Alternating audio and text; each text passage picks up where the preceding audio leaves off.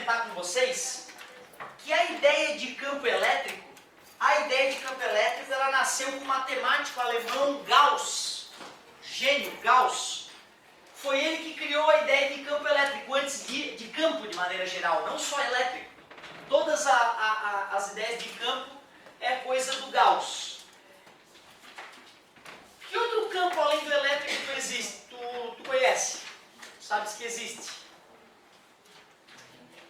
Tem o campo magnético. Se campo elétrico é uma região do ambiente influenciada pela presença de uma carga elétrica, o que seria campo magnético? Sim, é isso aí, uma região do espaço influenciada por um ímã ou por carga magnética. Não está errado falar carga magnética. E tem um outro campo ainda mais famoso. Campo gravitacional. O que seria um campo gravitacional? Isso é uma região do ambiente influenciada por uma carga gravitacional, por uma massa. Tu vê, eu te apresentei as linhas de campo elétrico só até agora, concorda comigo? Mas dá uma olhada, se tu tiver um ímã na tua casa, ele vai ter o polo norte e o polo sul. Não se esqueçam, o ímã ele não está carregado, não é positivo nem negativo, ele está neutro. A gente chama de polo norte a parte do ímã que aponta para o polo norte quando pendurada. O ímã, tu pendura ele na tua sala, o ímã lá no teto, através de um fiozinho, ele vai ficar oscilando e vai parar. Um lado dele vai apontar para o polo norte e o outro vai apontar para o polo sul. O que aponta o polo norte a gente chama de norte, o que aponta o polo sul a gente chama de polo sul. Só isso. Se eu fosse desenhar as linhas de campo magnético, não vai ser que nem nas linhas de campo elétrico, que elas nascem e morrem. Elas são contínuas, ó. Elas emergem do polo norte e penetram no polo sul, essas linhas de campo. Linhas de que tipo? Linhas de campo magnético. Elas são direcionadas do norte para o sul. Ó a setinha apontando em direção ao sul. Ó a setinha apontando para o sul ali, ó. Onde que tu acha que o campo é mais intenso? No ponto A ou no ponto B? Por quê? Legal. Se o aluno for usar só o bom senso dele, ele falaria, porque está mais próximo do ímã, professor. Mas, como eu acabei de te comentar que existe uma propriedade das linhas de campo, que quanto mais próximas elas estão, mais intenso é o campo, se tu usa a explicação que eu te dei na aula, mostra que tu está atento, mostra que está ficando técnico.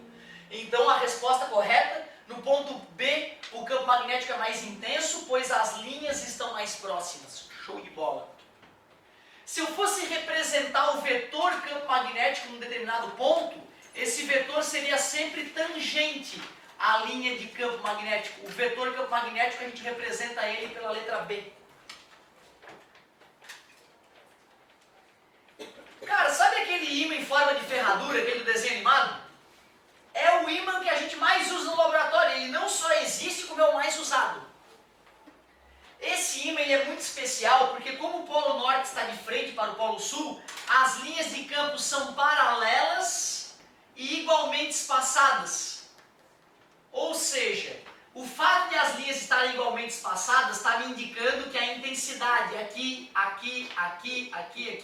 é sempre A. Por isso que é chamado campo uniforme. Eu fiz para vocês um campo magnético uniforme. Assim tu já sabe o que significa campo elétrico uniforme. Se eu te falei que campo magnético uniforme é aquele que tem o mesmo valor em todos os pontos, tu automaticamente conclui que campo elétrico uniforme é aquele que possui o mesmo valor em todos os pontos. Só que a maneira de se obter um campo elétrico uniforme é um pouco diferente. Olha como é fácil criar um campo elétrico uniforme em laboratório. Tu pega uma placa metálica plana e comprida, saindo do plano do quadro, indo em direção a vocês, mais uma placa metálica comprida, saindo do plano do quadro, ó. Eu vou pegar essas duas placas, uma eu vou conectar no polo positivo de uma bateria e a outra no polo negativo. A barrinha maior é positiva, a barrinha menor é negativa. Em contato com o polo positivo, fica positivamente carregado, a placa toda. em contato com o polo negativo, fica negativamente carregada a placa toda. Se eu fosse desenhar as linhas de campo, elas emergiriam na placa positiva e morreriam na placa negativa. E aí, ó, o fato de as linhas estarem igualmente espaçadas indica que o campo elétrico é o mesmo em qualquer lugar. Então eu poderia dizer o campo elétrico é 33 newtons por coulomb. Aonde, professor? Em qualquer lugar, no ponto A, no ponto B, no ponto C, no ponto D, no ponto E. Em qualquer lugar dessa região, o campo elétrico vai ser 33 newtons por coulomb. Certo? Nada demais, né? Campo elétrico uniforme. Campo elétrico uniforme. Não custa eu aproveitar e te mostrar. Imagina que isso aqui é um planeta, tem massa M. Pega um pedacinho de massa de teste, solta aqui, vai ser atraído. Solta, vai ser atraído. Solta, atraído. Me diga, como é o nome dessas linhas? São convergentes. E são linhas de que tipo de campo? Seria o equivalente a uma carga negativa, parabéns. Se eu tivesse colocado aqui uma interrogação, tu poderia preencher com menos. Mas eu disse que era uma massa, como um planeta. E isso, linhas de campo gravitacional. Eu não poderia perder a oportunidade para te mostrar que as linhas de campo são as mesmas, seja campo magnético, campo elétrico ou campo gravitacional. E as propriedades dessas linhas são as mesmas também. Para que tu possa matar a tua tarefa como um todo, falta um comentáriozinho ainda. Olha só, pessoal. Para te mostrar de onde é que vem a ideia de blindagem eletrostática, eu te convido a fazer um exercício aqui comigo. Um exercício mental importante aqui. Vamos pegar uma esfera condutora carregada e vamos analisar o que está acontecendo no campo elétrico no seu interior. Dá uma olhada. Esfera condutora, pode ser uma esfera de metal, ela é oca e ela está com excesso de prótons. Na verdade, o certo seria desenhar trilhões de prótons aqui em volta, mas isso vai deixar nosso trabalho muito árduo. Então vamos fingir que só tem 4 prótons em excesso. Outra, essas partículas em excesso, na verdade, elas não estão paradas ali, né? Elas estão sassaricando, já que esse cara é condutor. Só que eletrostática supõe que as cargas elétricas estão paradas. Poxa, então está tudo errado. Não, não. É tão maluco o movimento dessas cargas em excesso que elas se comportam como se estivessem paradas cada uma no seu lugar. Eu quero analisar o que está acontecendo com o campo elétrico bem no centro dessa esfera condutora carregada. Para onde é que aponta o campo elétrico que esse próton gera? Ali no centro. Aponta para onde? Obrigado, escutei direito. E aquele ali? Para a esquerda agora, né? Certo? Porque cargas positivas geram um campo de afastamento, lembra? Tu concorda que o campo elétrico gerado pelos prótons tem o mesmo módulo? Porque é uma carga elementar, se for uma esfera perfeita, essa distância daqui até aqui é igual a daqui até aqui. Então, pela fórmula do campo elétrico, a carga é a mesma, o K é o mesmo, a distância é a mesma. É ou não é o mesmo módulo? E vetores com o mesmo módulo em sentidos opostos? Um celular. E esse próton vai gerar uma carga para lá, esse próton vai gerar um campo, para baixo, e esses campos têm o mesmo campo elétrico no centro. Zero. Tu vê, é isso que justifica a blindagem eletrostática. Uma das justificativas, né? No interior de um cara condutor carregado, lá no centro dele o campo elétrico é nulo. Se não tem campo elétrico, não tem por que cargas elétricas fluírem de um lado para o outro lá. Eu vou fazer um gráfico do campo elétrico à medida que eu me afasto do centro da esfera. Quando eu estava bem no centro da esfera, o campo elétrico era zero. Marca ali. Agora presta atenção. Eu quero fazer uma análise aqui, ó. Não estou mais no centro, tá vendo? Eu já me afastei um pouco do centro. O que tu acha que vai acontecer com o campo elétrico gerado por aquele próton ali? Vai aumentar ou vai diminuir por quê?